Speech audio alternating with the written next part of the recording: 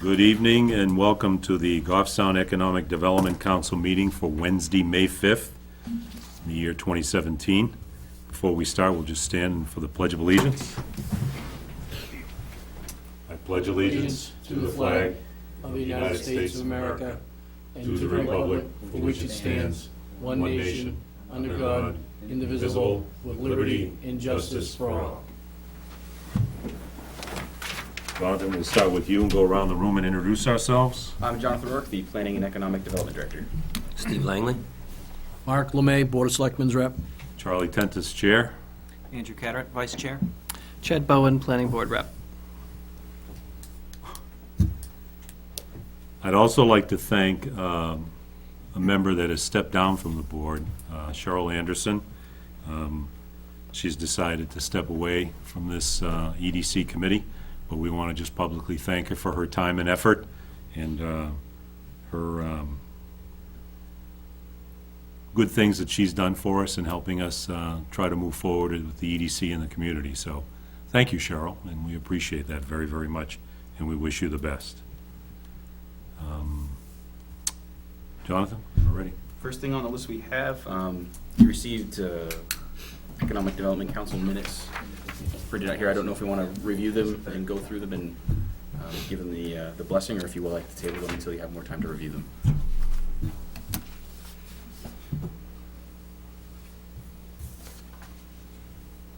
just have a comment. Yep. Under where I made the motion for Mark Stevens, do we usually do it this way? There's no background, nothing saying, you know, EDC received an application from Mark Stevens to be a member of the Economic Development Committee. It's just kind of like, boom, it's the answer. So I don't know if that's standard, or I would think we would want more context. I would think we would want A discussion was had, something to that effect. I agree.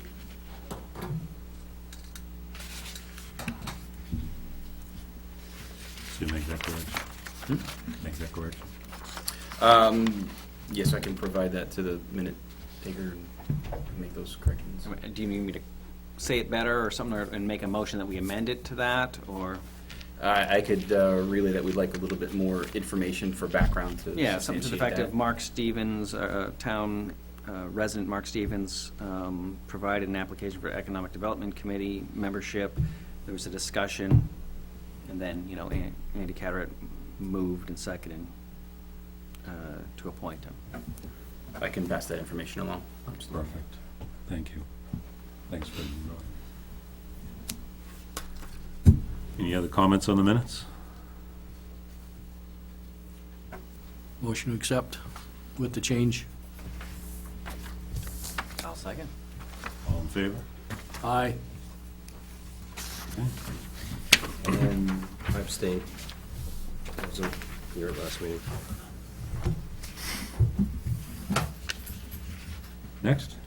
Alrighty, next, a quick summary for the Spring Fest, if y'all would like to kind of give us a quick rundown on what happened with that.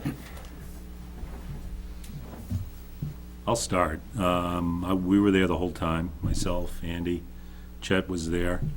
I thought it went very well. To be honest, I think it was one of the best ones we've had. Where we were located in the hallway with DPW right next to us, and we were able to get that large map of what's happening in the village this summer. And then that survey, I find most of the people with the survey wanted to do it online themselves, which was fine with us.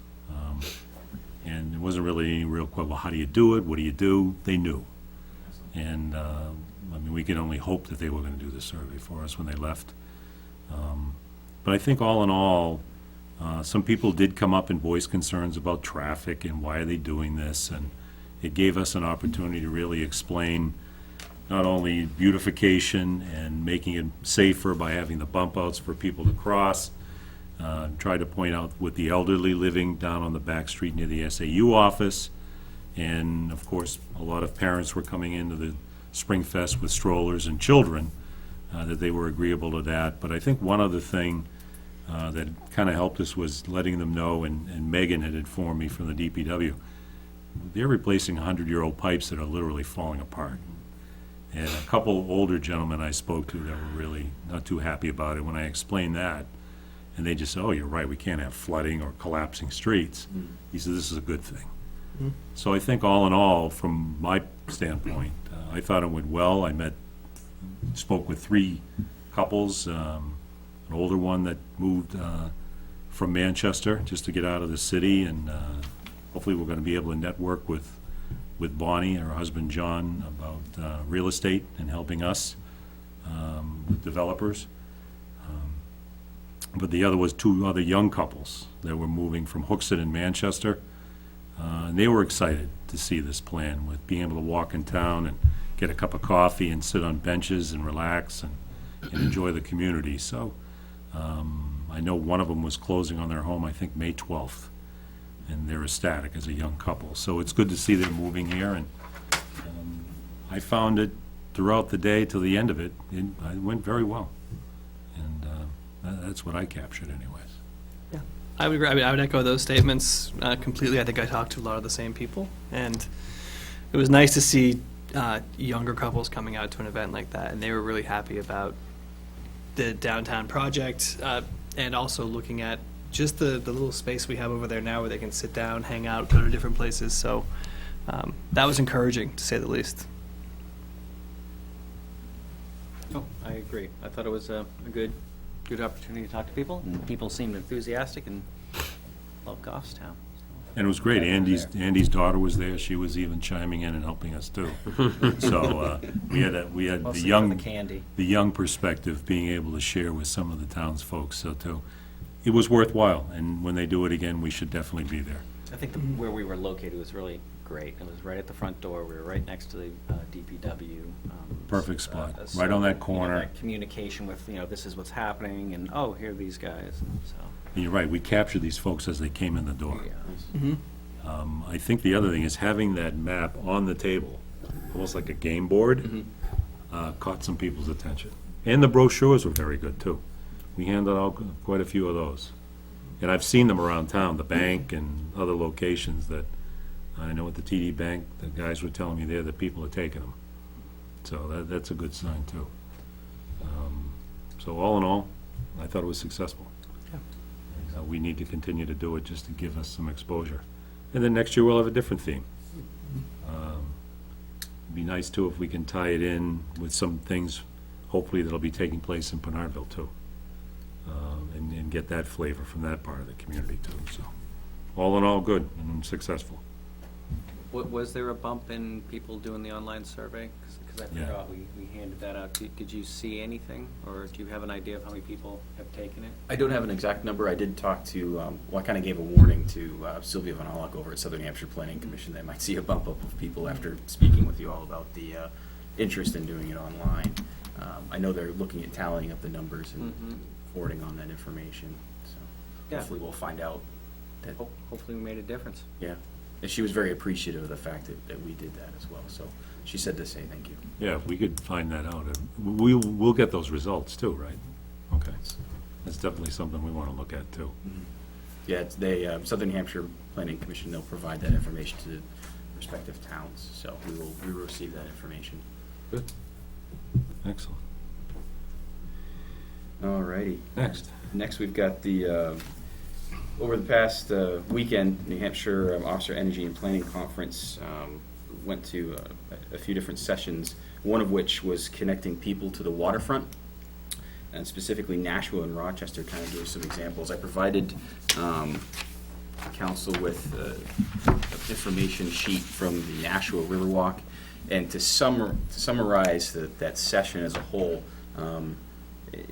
it's determined for them, and I think for a lot of communities, that when you bring people in and connect them to the waterfront, it has an impact both of quality in life and for economic development. It spurs talk and interest in connecting to the downtown, provides movement, gives it an attractive place to be, and both Nashua and Rochester are working on connecting their waterfronts and people continuously. And it'd be nice at some point if maybe we could connect the bikeway all the way down into downtown and drop it off there, and then maybe there's a way to spur some development that way and just connect the people to the riverfront. Because it's an asset that we have that we should to work on exploiting in the proper way. And also, actually, one thing I also wanted to mention as well, one neat tool that Nashua was using was a website and company called courbanize.com. And they were able to, within a very short amount of time, Nashua presented this. They needed a really quick turnaround. This company handled all the online information. They have maps, and people can provide input. It's a very nice system, and they handle all of it. It's a nice quick turnaround. I think if I remember correctly, the planning director said that it was something to the effect of $275 a month. So it's pretty cheap money to turn around, and it's been very effective for them so far. It's a very neat little tool. So I wanted to make sure I passed that along as well. Nashua used that tool? Nashua is using that right. It is on. It is live right now. So if you go to courbanize.com, it'll link up to that. Can I ask a question, Charlie? By all means. So this gets back to last month's question about the master plan. What does the master plan say about the waterfront? And if we're in the process of redoing the master plan, we should be looking at that and put this in as a long-term goal. Maybe short-term goal, I don't know, long or short. But I believe there is reference to developing the waterfront in the master plan. There is, yes, and I think that it's important to make sure moving forward that with any master plan, we make sure to reference that. We've seen examples of locations, spurring development, even Manchester with 2nd Street connecting across and going to the ballpark. Maybe not as significant number of people going through there, but to be able to get from downtown here and then all the way over to the ball fields in Manchester or Verizon, or that would be amazing connectivity to have, and we could sell that as a feature for the town. So what I would, as the mill gets developed, we need to be engaging that whoever develops it, that this is something that the town would like to see as something, because it is going to just create a better downtown. Agreed. There was a piece of land recently that was going to go up for auction. The town had taken it in tax deed on the river, and the town decided not to sell that for potential development in the future. That would be a great spot for a bridge like this Cotton Transfer Bridge going over to the mill buildings, and you could create a loop. So I think that vision needs to be kept, and it should be a higher priority as things develop. If we're doing road work here, is there something we should be thinking about Right. while we're doing this road work? If the mill becomes a project, how do we engage that person to say, we're willing to do this if you do that? Should be a priority. Agreed. Very cool. And even to the point where you can have something on the lower end down near the water of a walking area with benches to sit on. Down to. It runs parallel all the way almost to that dam on both sides. You have the pumping station, that's a beautiful place along the river down to the pumping station and stuff. And also on the same side as the trestle and all the way down to that elderly complex. No, that's a private home on the end, right? I believe it is, yes. Yeah. But even there, who owns that land right along the side of the road there, where the guardrail is? The town? I believe the town owns Yeah, it. I would assume the Yeah. town. Yeah. Yeah, I'm I pretty mean, sure. even something like that, like you said, if it's in part of a plan to do things like this, that you could even have a lower level for people to be able to walk along. It makes you almost think, that I do anyways, a much smaller version of what's taking place in Newburyport, right along the water, along the river. I think that'd be great. Where you'd have benches that people could sit at that lower level, and then as the mill buildings is developed, that you could have stairs going up to that, or a curving walkway to, whether it be a bakery or a coffee shop or whatever's there, and then have it on the other side also. But you're right, if these ideas are floating, is it included in that master plan? Are they working on that now? They'll be working on it this year, yes. This year? That's the internal one. It's not a big, Correct, yes. it's the smaller version. Correct. Okay. But it's still the master plan. But it's still the master plan, right? Yes. It's, So this is something that you take to them and say, are we including things like this, Absolutely. possibly for down here, going forward? And it's the weight you put on that, I think, in the master plan too. Is it a, you know, a top priority or is it a low priority? I think economic development should be a top priority. And economic development that is inclusive and walkable communities and brings those, you know, we don't have room for big business, you know, because of the river, because of the mountains. So we need to find what is our niche. And like you said, being a walking community, they're working on that now with the extra off-Main Street parking spots. So that's already created, or will be by the fall, of more walking and businesses cropping up on some of the side streets, hopefully. Because people do have to park off of Main Street. And then to include that as more of that walking village, that's perfect. And it's perfect for, you're right, the Small Business USA business that needs that walking traffic to be walking around window shopping and going in and spending money. Has there been any activity on the mill site? There's been some talk, but nothing I can really relay at this point. But there is talk. But there is. That's a good thing. Someday, right? It'll happen, yeah. Yeah, and we just need to be, you know, It's, I mean, the there to facilitate. potential there. Yeah. It's amazing. I was kind of hoping that, you know, this would be a good time economically for something. Now it would be, and then it would be nice if they could have tied it in at the same time with the road being renovated, but It's not that far along, No. obviously. it will happen. So that's a good sign. And I think anybody who would invest in that property would buy off on something like this and connecting, because it would help them just as Right. easily Gets as it would help people to us. them. It's Right. the foot traffic. I mean, that's their bread and butter. That's what's gonna get people in and spend their money and spend time there. So that's good. So you will share this with I- those folks for the plan? Absolutely will. Okay, good. Any other questions, comments? Okay, And then next, we have the Governor City newspaper, 100 businesses on 100 days, New Hampshire open for business. And you provided a handout to everyone. yeah, I picked this up. Channel 9's website had this listed, and was, I happened to come upon it one afternoon having lunch at work, and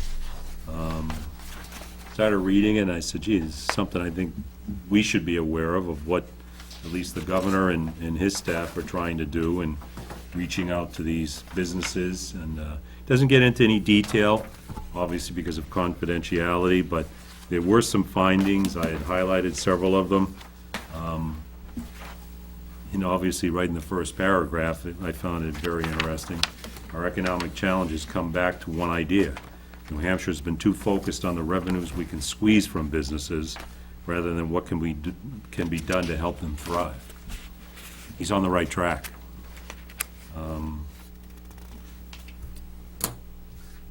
The other part that I found interesting is the biggest grouping, obviously, is from companies in the Northeast, from Massachusetts, the province of Quebec, and then also California was another one. In all different categories, too, of different industries.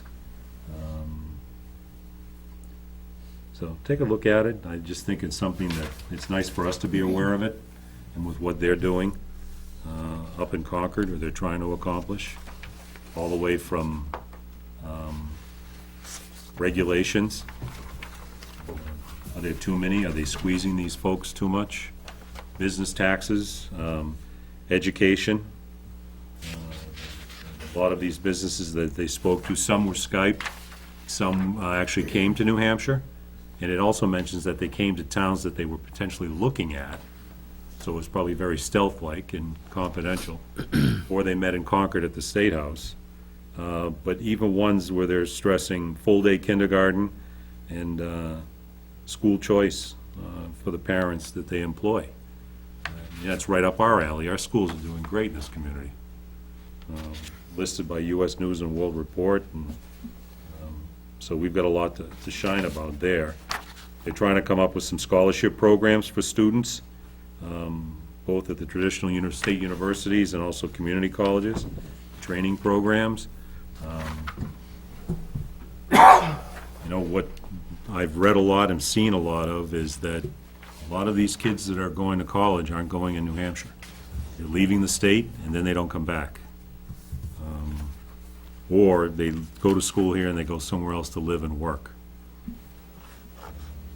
But it looks as though they're trying to come up with some ideas with scholarships and funding to help these kids go to school here, get their education here, live here, and work here. So all in all, just take a good look at it. I found it quite interesting with what their approach is, all the way down to energy rates. One fact that I thought was very interesting, currently energy rates in the state are approximately 60% higher than the national average. Steve, you're a businessman, that's huge, It's a killer. you know? I mean, as homeowners, we see it, but when you're owning businesses or developing for potential businesses coming to the state, and they see these rates, they're gonna turn around. Anybody that has a big facility, Yeah. manufacturing of any type, that uses a lot of electricity, it's really difficult. Yeah. They're right on the fringe of leaving all the time.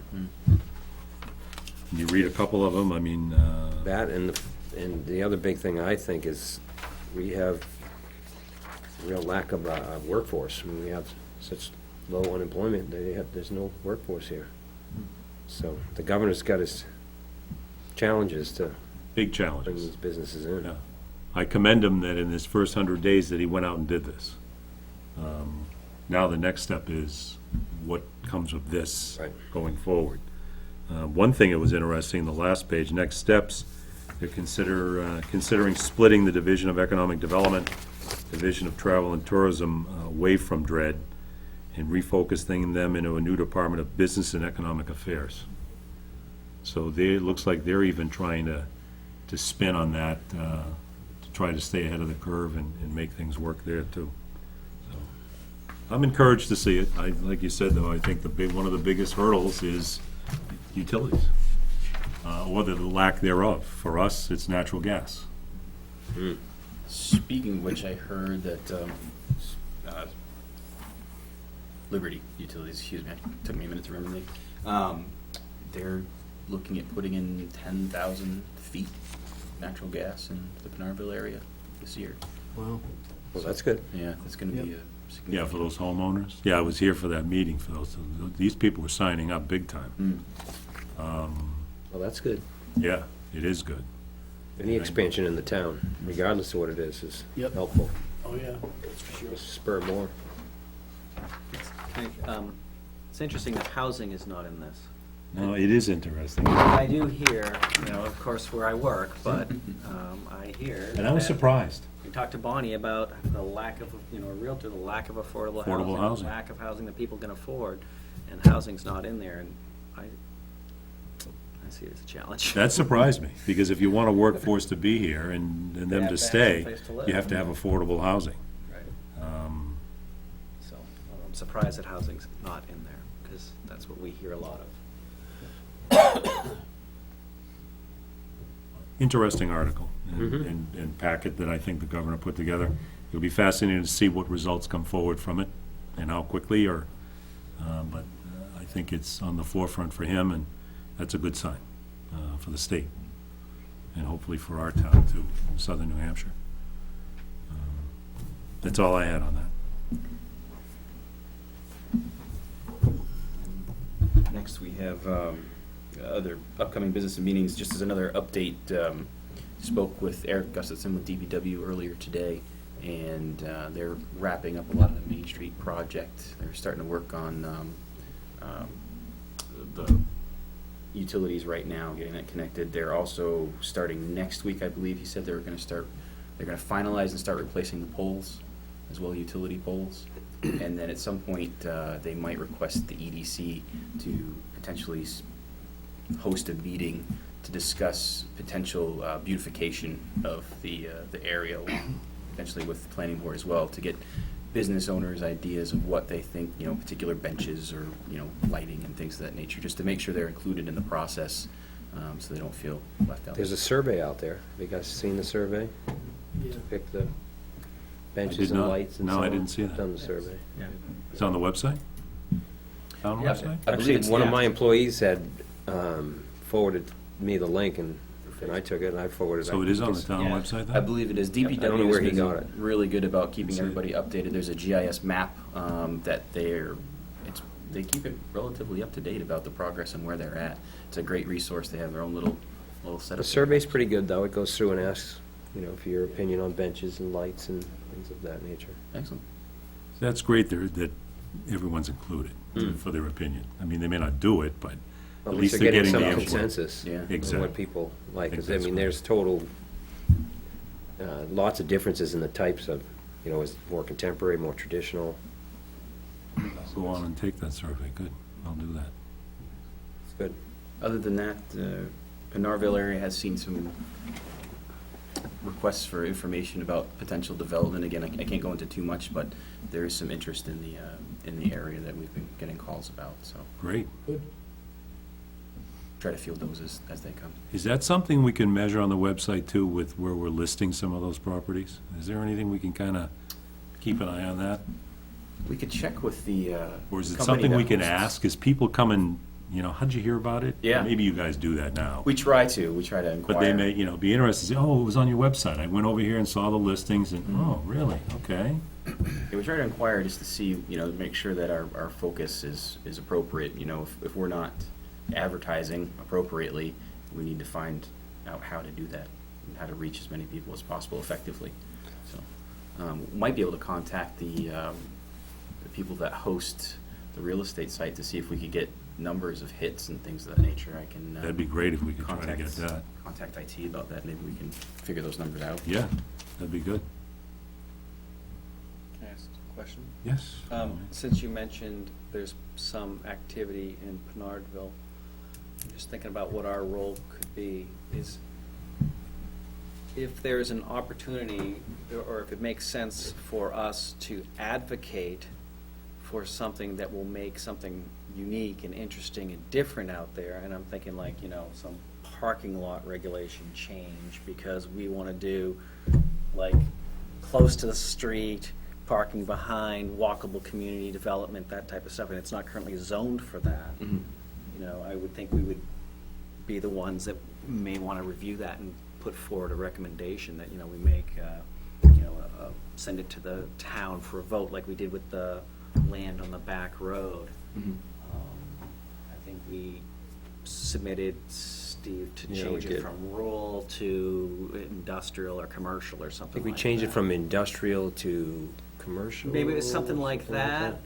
But I'm thinking even more creative out in Penardville. I mean, I would rather not see another strip mall with huge parking and I stuff. think the huge parking lots are going away, and I do think that, haven't we recently changed our parking regulations? I don't think so. No, we haven't? I'm not sure. Because most of parking regulations now are outdated, and Right.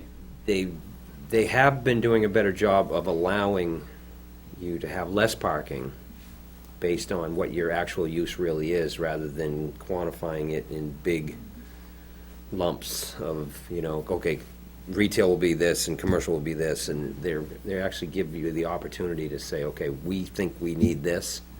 And if the planning board can say, okay, well, our regulation requires that you have more, just show that you could build it if you need it, but we'll go along with what you say.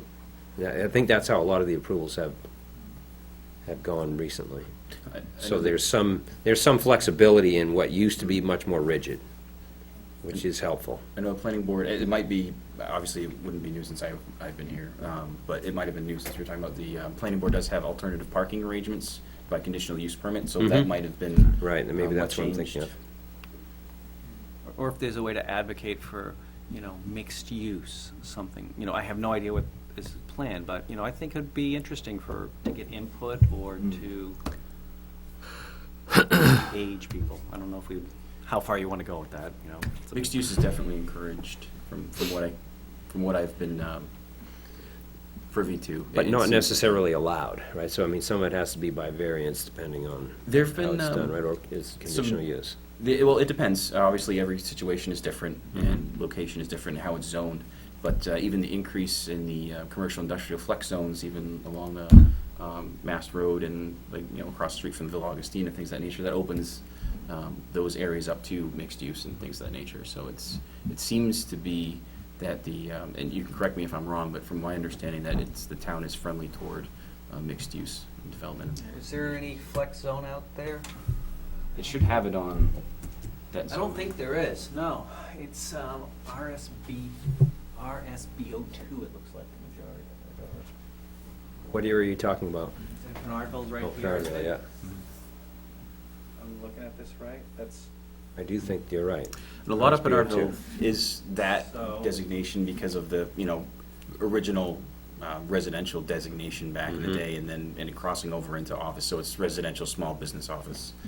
So it would be, it's commercial, yeah. So if there's something that we can help advocate or brainstorming or ideas that anybody wants, I would think we're welcome to that. Of course. Yeah. Mm-hmm. excellent. Most definitely.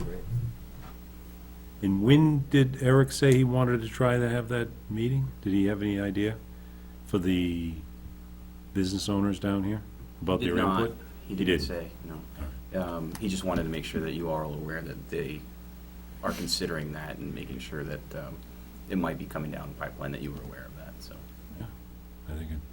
They seem to be doing a pretty good job with communicating with businesses, and, you know, any questions or concerns that businesses have, from my understanding, they have, you know, one point contact, they call that person, any questions or issues, and it's done, it's taken care of, so. Yeah, I get the emails and they're wonderful. Keep me up to date. I don't know if you signed up for the emails. I didn't. Yeah, I like it. I think they're Good better off communication. over-communicating Yeah. Yes. to the point where if someone say, that's enough. But I know exactly what you're doing, and that's what you want to hear. I know exactly what you're doing, and there's no surprises. I think the real piece for the business owners is when they're digging up right in front of their Oh, in front of their absolutely. building. That's when Sure it's there's a lot gonna of be concern about the that. most critical part. And if they're taking care of them with, you know, keeping the dust down, et cetera, Keeping the access. and keeping the access there with signage and people can get in and out, then I think it's gonna work fine. But everything I've seen with what they're doing right now, I think is excellent. They were talking to a ton of people at the Springfest. For Eric and Megan, they were nonstop. And a lot of people, you could hear, a lot of people asking them good questions, and they had the answers for them. And that was great. So there was a busy table for those guys. So that's good. People were concerned, and they wanted to get the right answers that they needed, so that was good. Excellent. Okay? Upcoming meetings, CIP starts May 18th. The 38th Annual David French Goffstown Gallop is on the 24th. Bright and early. That one. I won't be running it. I don't run it, I just won't be driving around it, that's all. And I'll make sure I'm doing something in my yard that day, that's all. CIP committee meeting? Can you fill me in on more on that? It's basically the start of the process every year. Right now, we're just gathering information from all the different departments, their requests for funding for next year, and we'll put that all together and hash that out. I guess that's the best way to say that. No, that's fine. That's what it does.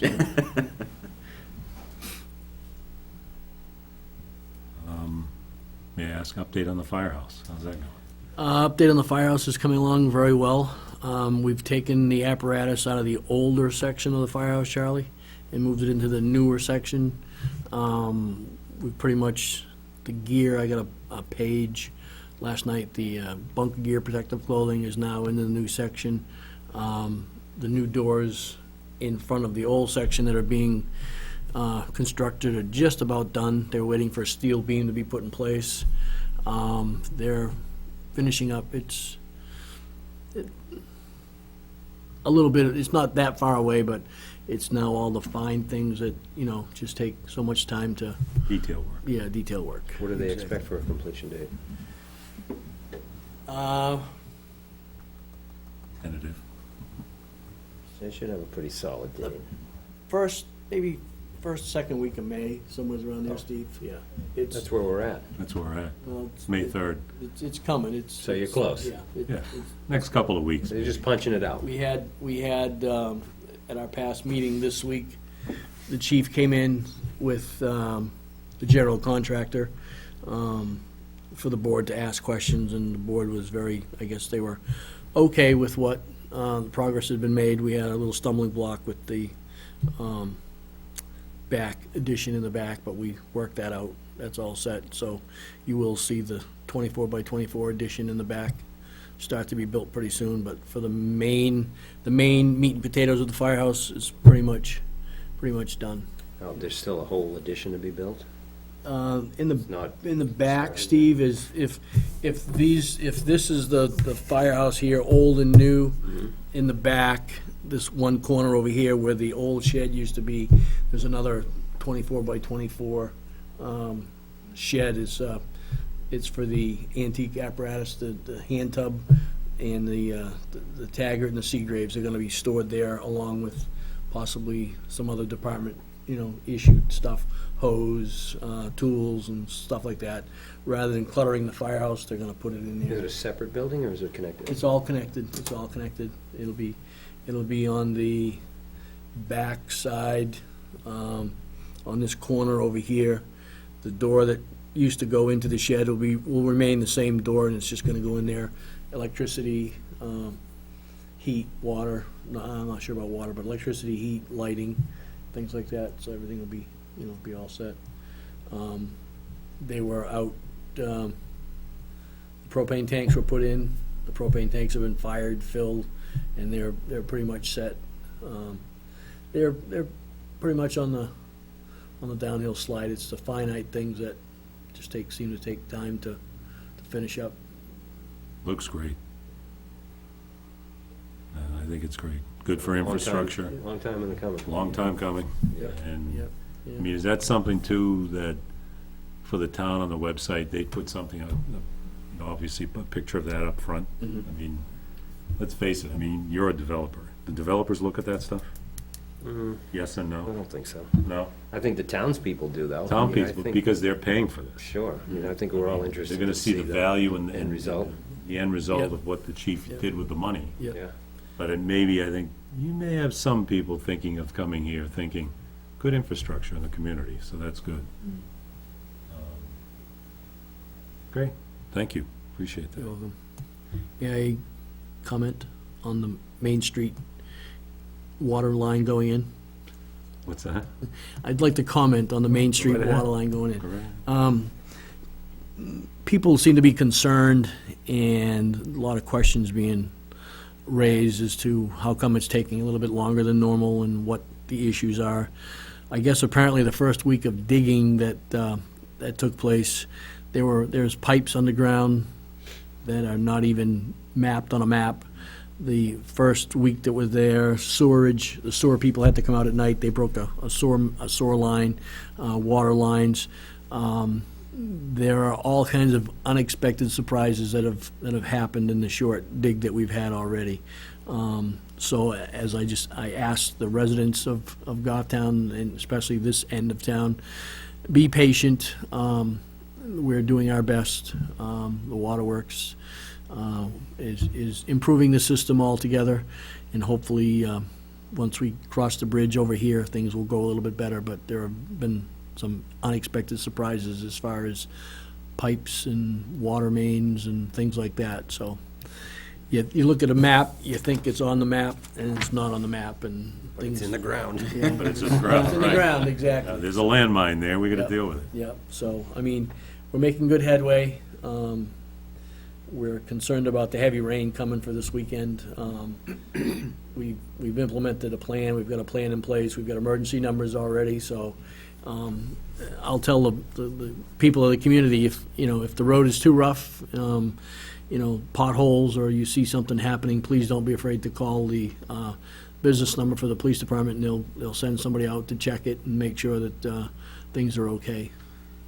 We don't want to inconvenience the people of the town, we want to make them, a little bit happier and feel better that things are happening on a positive note, that's all. Can't ask for more than that. True. Okay. Oh, one other update. Yes? The exit 6 and 7 ramps for I-293. I don't know if you guys have been following that, but Yeah. the Board of Selectmen have pretty much sent a letter to them. They were looking for a little over $2 million to build the access road, the connector road to the town, and we have pretty much told them in no uncertain terms, it's against the law to ask for money, to spend money out of town. If it was in town and it was part of the town infrastructure, we would, but we've pretty much said that we're no longer interested in the exit 6 and 7 changes. They've now, on the back road where the construction's going on by KBR Towers, they've taken that road, that truck restriction out of the road, so the trucks are now freely coming up the back road without any issues. So we're moving on, but they've got some large stumbling blocks to overcome in the mill yard, in the curve. They're not sure, it's not wide enough, they're not sure if they're going over the water or they're going, which way they're going. So they continue to have their workshops, continue to have their meetings, but we've taken a stand. Letter's been written and sent, and they've accepted our letter. We will no longer be issuing or interested in having that come right to, the town itself. So So they were asking for money they were asking for money for that spur road, I'll call it, Charlie, from Dunbarton Road to correct, yeah. Goffstown Back yeah. Road. They were And it's asking, not in our community, they were asking us for over $2 million worth of money, and we said, yet it's in Manchester. it's in Manchester, yeah. We said, have Manchester pay for it.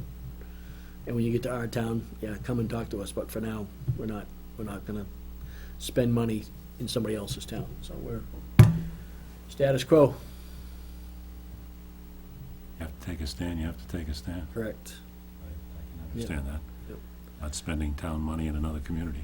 I heard the state of New Hampshire, I'll call it the surplus fund is 70-something million dollars strong. Take some money out of that and build a road. I mean, Everybody wants a piece of that. yeah, yeah.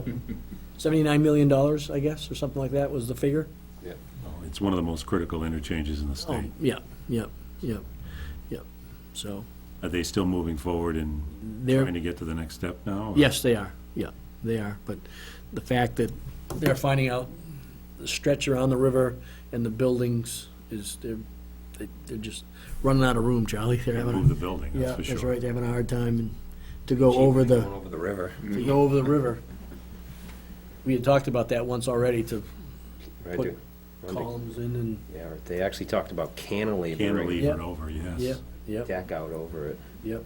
That'll cost them. I think part of that is they Billion. did that over at the Granite Street exit. Correct. Yeah. They added a whole lane, and Yeah. then they cantilevered out a little bit, not Yeah. too much, but this is They at the, built the wall up right on the right, edge and they, and then they went out. yeah, This is at the notorious Coca-Cola curve, correct? correct, correct, Okay. yep, yep. No. Then if trucks can still come down Goffstown Back Road, Yep. if that's been opened up, that, How'd they get rid of that Yes, restriction? that Yeah. new? How I did didn't that hear happen? We sent the letter,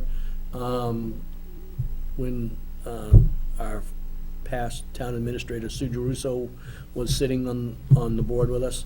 They sent the letter, attorneys to attorney, legal to legal people talked, and one day, lo and behold, all gone. Hmm. So, Because they had dug their heels in at one point. and yep, and they were cooperating. pretty firm not to open up the road, but they've opened it up, and, Sure is helpful, I'll tell you that. oh, I'm sure it is, I'm sure it is, That restriction in the morning was a killer. yeah, yep, so. and what's going in over there in, right now, is that a Storage. self-storage? Yes. The self-storage gas station? Is there a The gas gas- station It's been continued a couple times. We had somebody come in, I think it was last week, about potentially submitting the building permits for that. So hopefully Okay. we'll see that moving along quite soon as well. I think the big cement slab is already set in place for the storage, if I'm, Well, there's multiple, they're the, Yeah. conventional storage. yeah, yeah. So, yeah, they're doing concrete. They started last year and the winter shut them down. Yeah. Yeah. But it's good to hear that gas station is coming. Yeah, that is good to hear. That Is it- if you have a gas station convenience, maybe I think coffee, it's a Dunkin' Donuts. too. Dunkin' Donuts, Yep, that'd be good. That'd be real good. Been approved for a while. It has, yeah. Yeah, it has. Looks like they're finally, maybe the development with the storage kind of helps spur them along. So. I think that the road restriction was a big deal for that developer, because he was concerned about how he was gonna get gasoline, and was gonna have to come up Henry Bridge, and he Oh, yeah. didn't like that, and so Right. that Fuel may trucks. have helped him Good point.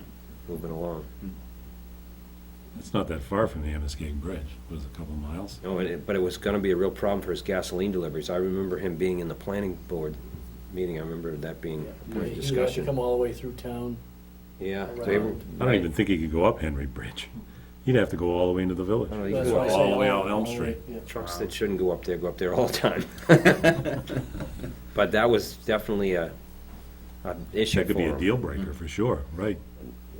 Right, and maybe the oil companies weren't willing to go so far out of their way and make it economical for them. And that was a city restriction, right, Yeah, for the roadway? City of Manchester, And yeah. it was only, what, 100 yards, if Yeah. that? Right, I mean, just that one section from. from the just- line. Just after Straw Road, or Straw Road Right to at the the line. town line. Right there, yep. Yep, Oh, good. I mean, it's unfortunate about the other piece, but yep. that's the way it is. We don't have $2 million laying around to give to another community, so. Nope. And we checked with Attorney Drescher, and, I mean, it's just, it's in our legal mumbo jumbo that we, just, it's not a doable thing. We wouldn't spend money that we, not in our town. It's basically our town or nothing. Move. Yep, It'll all work out in the end. yep, I'm sure it will. Thank you. Anything else? Nope. Anybody else have anything else? Make a motion to adjourn? I'll second that. All in favor? Aye. Thank you, gentlemen. Thank you. June 7th, the next meeting.